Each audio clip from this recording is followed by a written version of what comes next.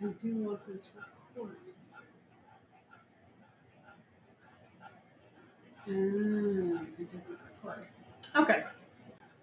Hi everyone, this is Pookie Boob with Fat Fitness with the Just for Today's. If you don't know what those are, Just for Today's is this book, and the book is daily meditations for the recovering addict.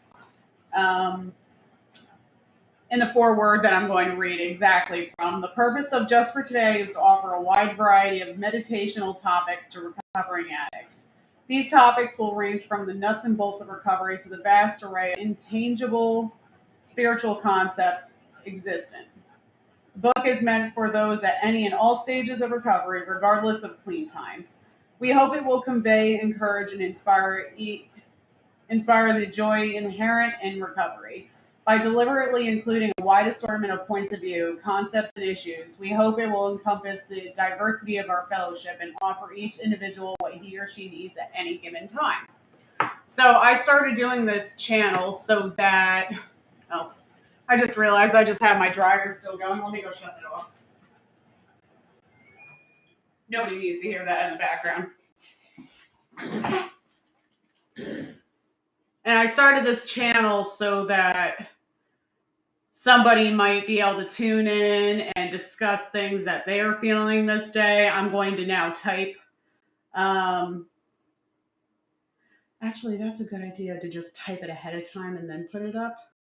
That's a good idea. Actually, you know what? I'm just going to copy and paste right from the internet, and then I'll read from my book, or maybe today and 27. All right, good stuff. It's like right there. I shall copy it, and then I shall paste it in the chat.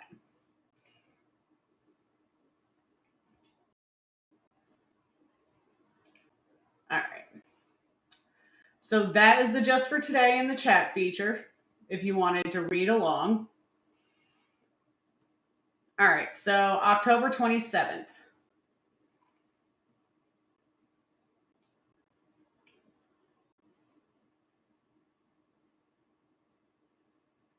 Oh, look at that. It texts everything to every channel. I'm learning things. Technology is not my strong suit. All right, so today is October 27th from the basic text. We want to look our past in the face, see it for what it really was, and release it so we can live today. For many of us, the past is like a bad dream. Our lives aren't the same anymore, but we still have fleeting, highly charged emotional memories of a really uncomfortable past. The guilt, fear, and anger that once dominated us may spill into our new life, complicating our efforts to change and grow. The 12 steps are the formula that helps us learn to put the past in its place. Through the fourth and fifth steps, we become aware that our old behavior didn't work. We ask a higher power to relieve us of our shortcomings in the sixth and seventh steps. And we begin to be relieved of the guilt and fear that plagued us for so many years. And the eighth and ninth steps, by making amends, we demonstrate to others that our lives are changing. We are no longer controlled by the past. Once the past loses its control over us, we are free to find new ways to live, ways that reflect who we truly are. Just for today, I don't have to be controlled by my past. I will live this new day as the new person I am becoming. For me personally, this is actually really this is actually a lot. Like, I've been going through this a lot, and I don't really know if anybody's going to watch these, or eventually it's going to get to the point where people are actually watching these. But I would love to hear your comments and concerns on this Just for Today, and find out what your point of view is on it. My personal point of view on it is that it's like, yes, this is absolutely true. Like, the part where it says that we are no longer controlled by the past. It's just like, when I was an alcoholic and I was basically suppressing all of my feelings and just shoving them deep down to where even I can't find it. Like, that used to be something that I used to control about myself. And no longer let that part of me control me. So therefore, I don't get controlled by my past self. Like, my past self was my biggest controlling factor. Like, I tried to control everything down to the very minute thing. And it was just, it wasn't great. I didn't enjoy it, though I did continue to do so, like, for many years. And now I feel like I can finally get on with my life and start going towards a better and more fulfilling path. Like, me opening up this business, it's like, this is like obviously the very beginnings of it. I don't know how it's going to go. Um, but I do know that I'm not going to let my old self control that path for me, because I don't need to listen to her anymore. She's an asshole. Like, my old me was an asshole and nobody even knew, honestly. Like, because I'm like really good at like putting on that fake mask to make everybody like, not ever make everybody like me, because obviously not everybody is going to like me, but it's like I was such a people pleaser that I felt like I needed to do everything and anything in my power to make people like me, even if I didn't necessarily like myself, which I didn't. I didn't like myself back then. But I'm feeling good about it now. Like, and I do hope that eventually I'm not just talking to myself, because I'm actually really nervous right now. I don't do well on camera. I don't know what I'm doing. And I kind of, because of my alcoholism, missed out on a lot of technology and how it progressed over the years. And something, something about like, something about like coming back when you finally get to the point of sobriety where you can start actually trying to invent yourself. You realize that you feel a lot like when you first started said substance. It's like, I don't know what substance you take in particular. Mine was alcohol, but I mean, that's just because it was super accessible. Like, and I was afraid of doing the other stuff. Thank God I was, because granted, because honestly, if I did, I would totally be hopelessly and completely addicted to that substance. Coffee being one of them. I mean, it's the lesser of the evils, but it's still an addiction. Um, Let me go look at the book again and see if there's anything that I could add to this to fill up some space on this half an hour that I'm going to be here. All right. So, for many of us, the past is like a bad dream. Yeah, it really actually was. Like, I realized there was a lot of things that I forgot because I like when I mean I was drinking, I mean I was getting blacked out drunk every night. Like, and in my personal experience, when I was going through all of that, a lot of people had no idea that it was happening, because it's like it's completely normal to have a drink after work. Like, that is a normal thing that people say that it's okay to do.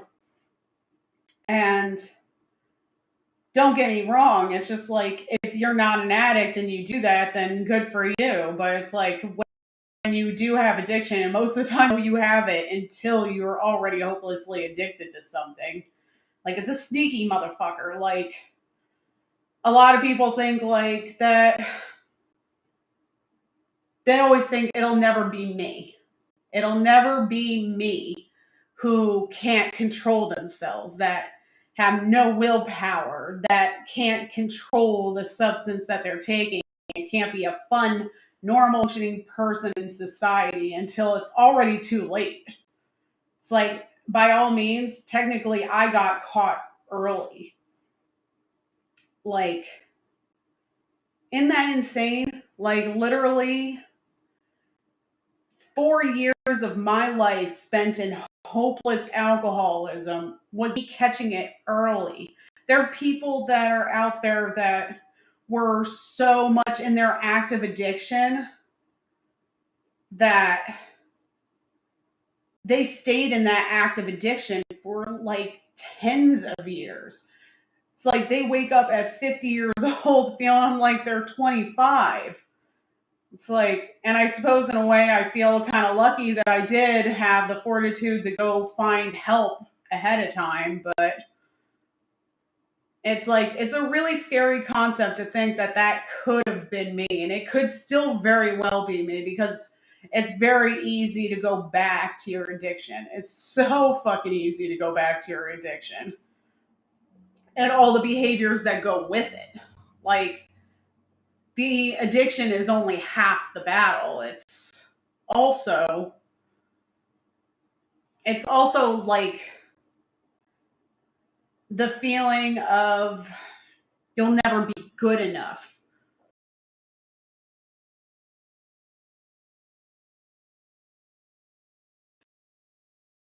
Yeah, I know one of my streams are having stream. I don't know which one it is. Hopefully, it's not an issue. But also, my hair is wet because I just took a shower. I just came back from the gym. That's another good thing that you might want to start getting into if you're like in recovery, because like working out kind of gives you endorphins and shit. Like, and besides, it's like I'm all about that work fitness lifestyle. Because, man, a lot of people always think when they are an addict and they finally accept that they are an addict, they are only addicted to that substance. It's like when I say an alcoholic, people are just like, okay, so only alcohol is your problem. And it's just like, no, usually us addicts have like a good couple of things that we're addicts to. Like, working out is definitely an addiction for me. And sometimes I'm like, and I really have to like watch out to like I constantly have to do shadow work to make sure that my body can handle the amount of workout that I do, because I will work out till I drop. Like, something in your brain when you're an addict just makes you like do things way too far. Like, you can never just stop and enjoy what you already. You have to be like, I'm gonna run this motherfucker to the ground. And that goes with everything. And that's also part of the reason why I got the bariatric surgery. Is just like food was my first, and what people usually will agree is always people's first addiction. Like, sugar and eating. Like, a lot of times when you like, because sugar is actually the most addictive substance. Like, you can't tell me otherwise. Like, because that's the worst thing about when you have a food addiction. You can't stop eating. That are having anorexia and bulimia, and that's a whole disorder in itself. And it's usually brought on your addictive personality without realizing that you had addiction. You just think, I feel because I don't look the way I want to look.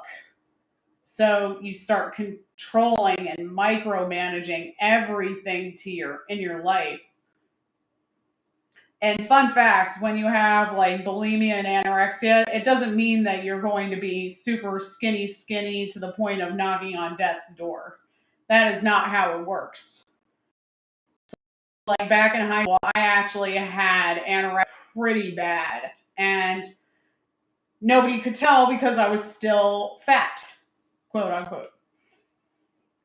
So it's like, you know, what can you do? Nobody knew. I didn't know. I was a teenager. I was stupid. Teenagers are stupid. Sorry if you're a teenager, but when you get to be 30, you realize that you were a dumbass teenager that didn't know jack shit. But that doesn't mean that you don't. It just means that you learn so much more that you just realize that your old misconceptions were incorrect.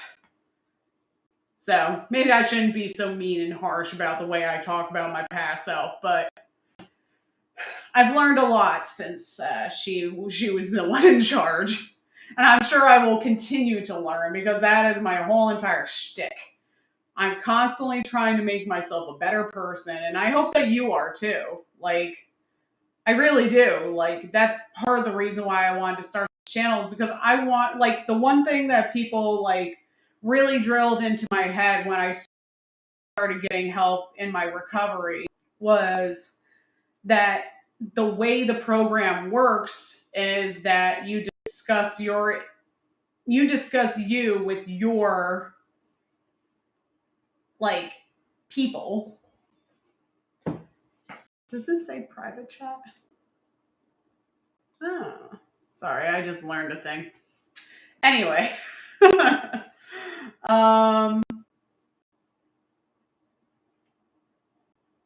forgot what I was gonna say.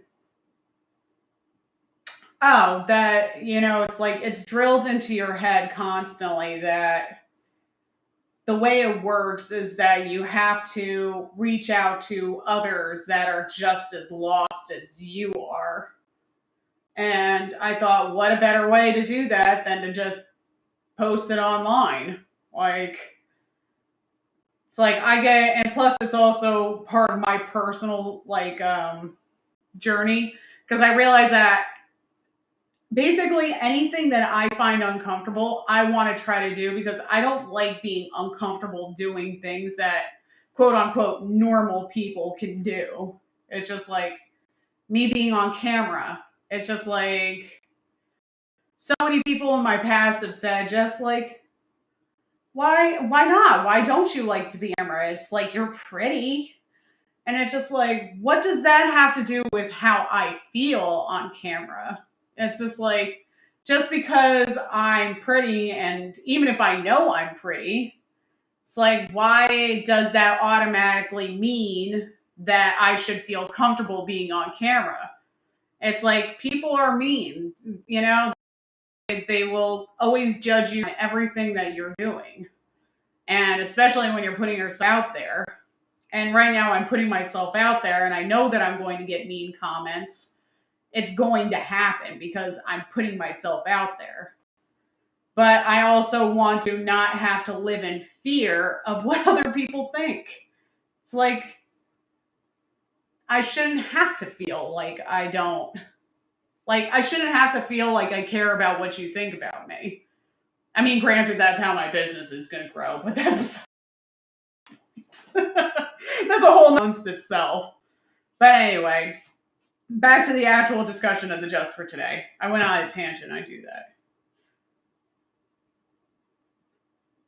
Let's see. Our lives aren't the same anymore, but we still have fleeting, highly charged emotional memories of a really uncomfortable past. And it's true. Like, I constantly find myself remembering that, like, all these moments from when I was an alcoholic where I wish that I had known the things that I do now because it's like, I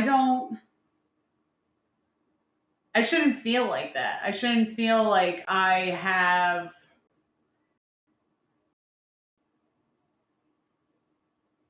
shouldn't feel like I'm the one who did something wrong. It's like I'm just as much a victim to my own disease as it was to other people in it with me. And granted, I can only think of one person in my life that actually got affected by my alcoholism, and I'm always sorry about what I did, you know? And I'm trying to not hate myself for it. I'm trying to grow from it and just try not to be that person anymore. But it still hits you in the worst of times. You'll be like, dang, I really did that. Like this upcoming weekend, my dad is having a Halloween party.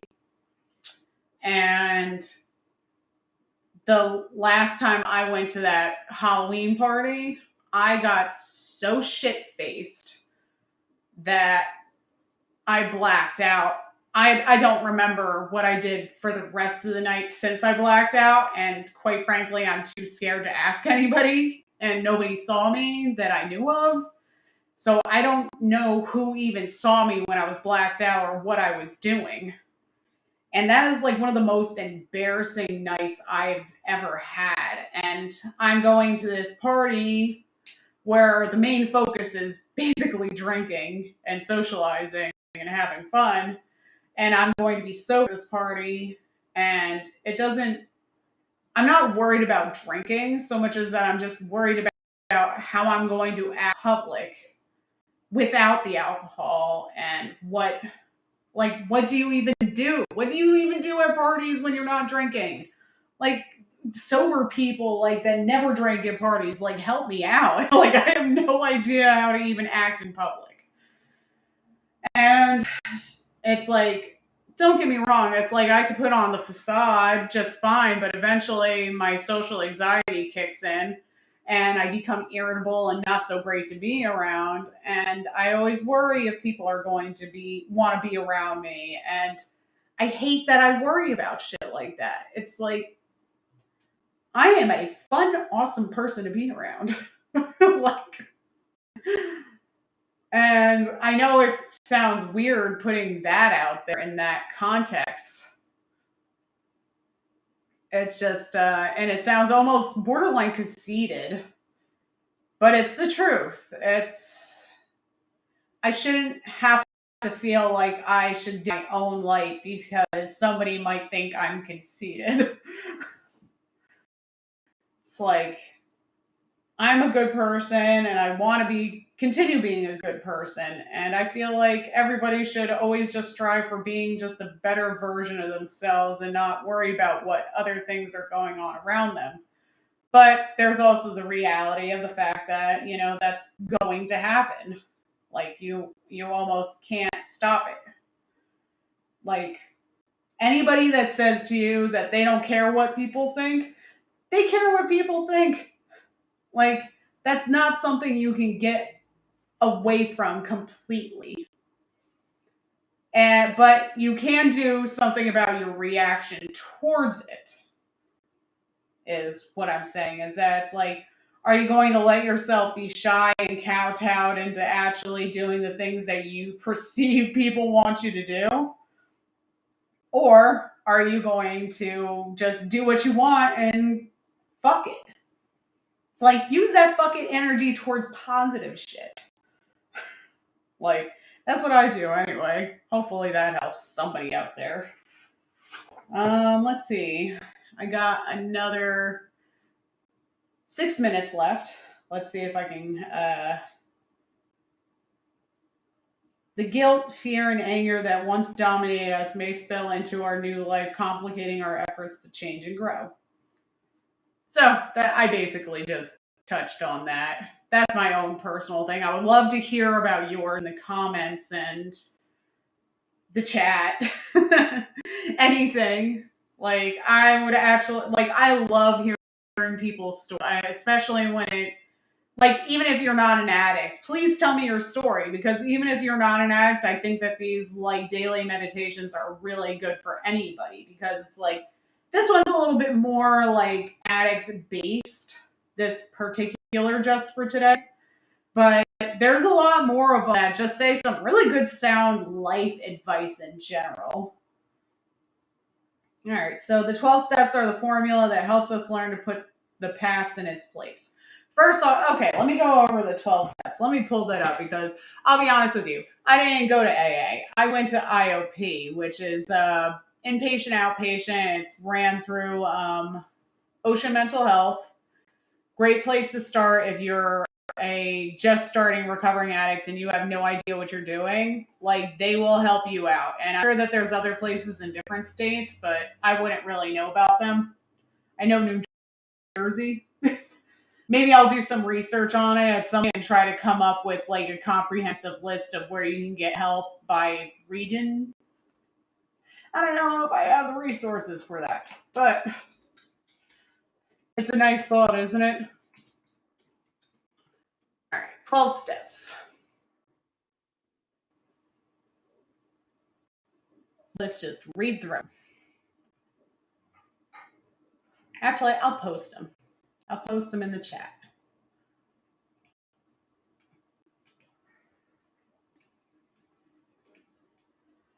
Oh wow, well, let me do the numbers. Oh well, you'll get the gist of it.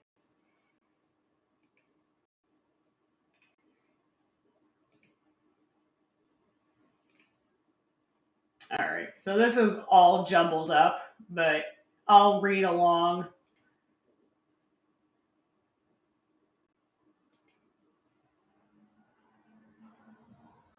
All right, I shall read along with where I posted that from. So if you don't know, the 12 steps are like, they're basically like a guide to, it's a guide to how to get sober. And it was written in what we call as the big book. It's a great read. I think even if you're not an addict, it's a great read to read. All right, so number one, we admitted we're powerless over our substance of choice, that our lives had become unmanageable. That is the first step. And it's difficult to actually admit that to yourself because you always want to think that you're in control. You can control yourself. And to admit that you're powerless and that you can't, and your life is going to become completely invisible, is like the biggest kick to your ego that you'll ever feel. Like, ugh, it sucks.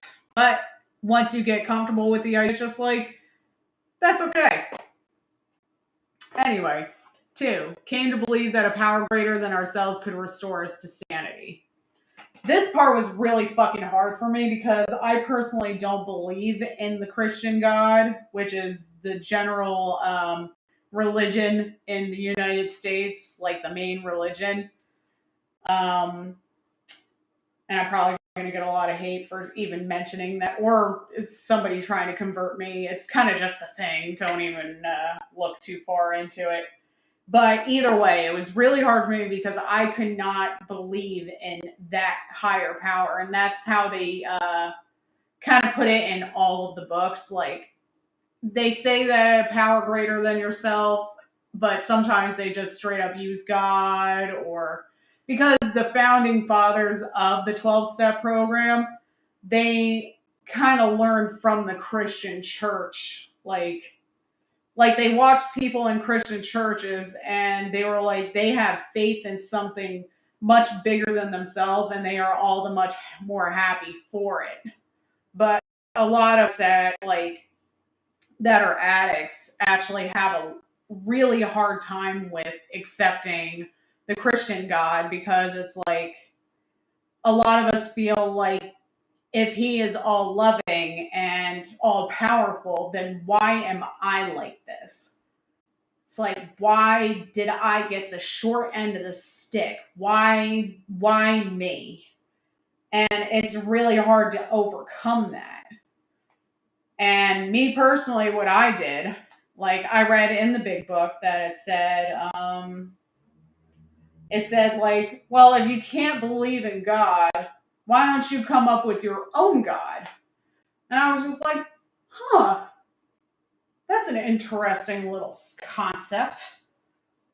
Because, I mean, mind you, like, I'm not trying to pick a war between somebody's religion and whatever have you. What I'm saying is that this second step is actually really essential to your recovery.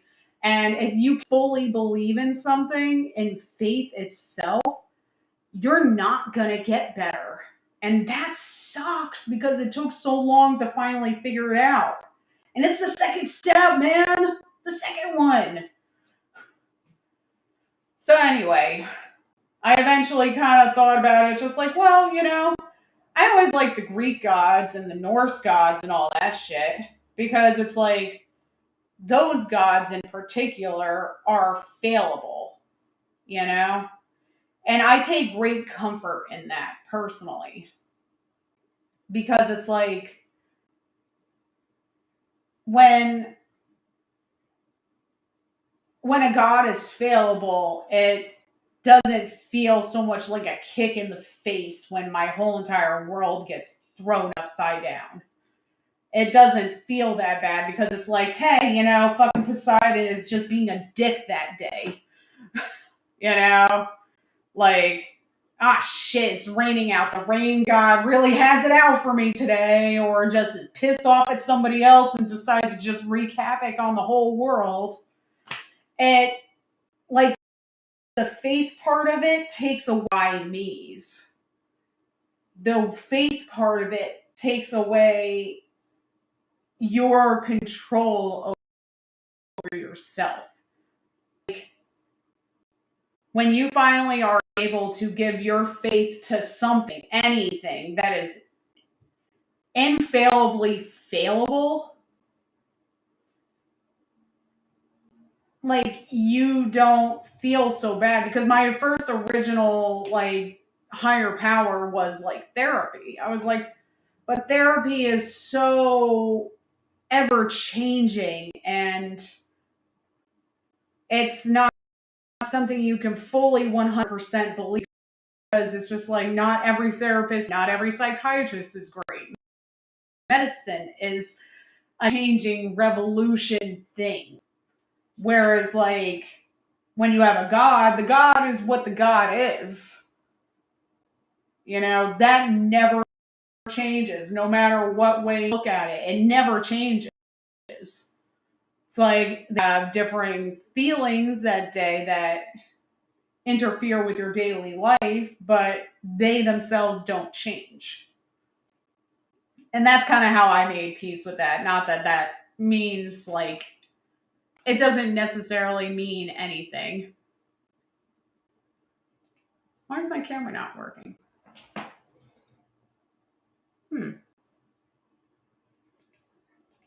Weird.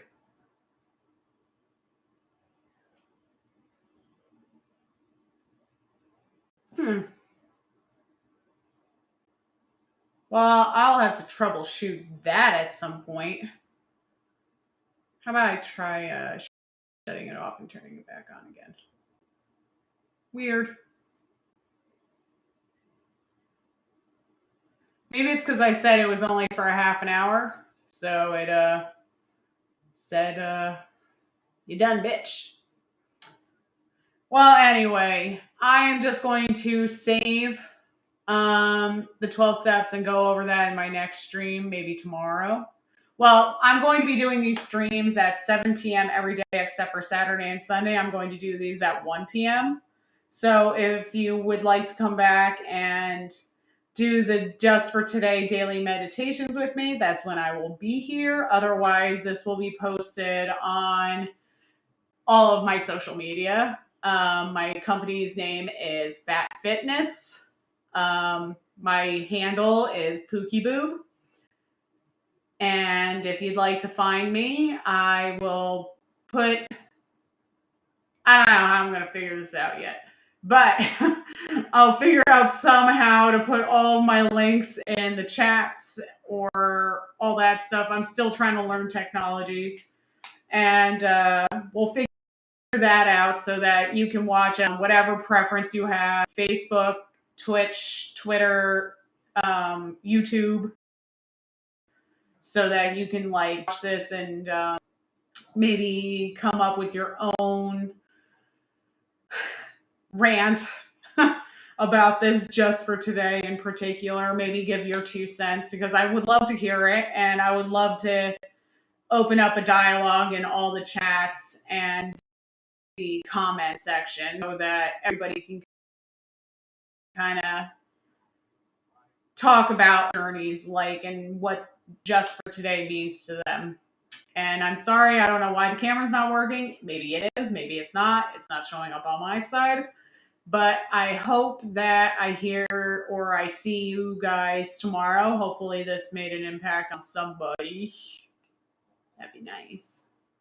Anyway, I hope you all have a wonderful day. And just remember, just for today, I don't have to be controlled by my past. I will live this new day as a new person I am becoming. And I hope you have a beautiful day. Bye, everyone.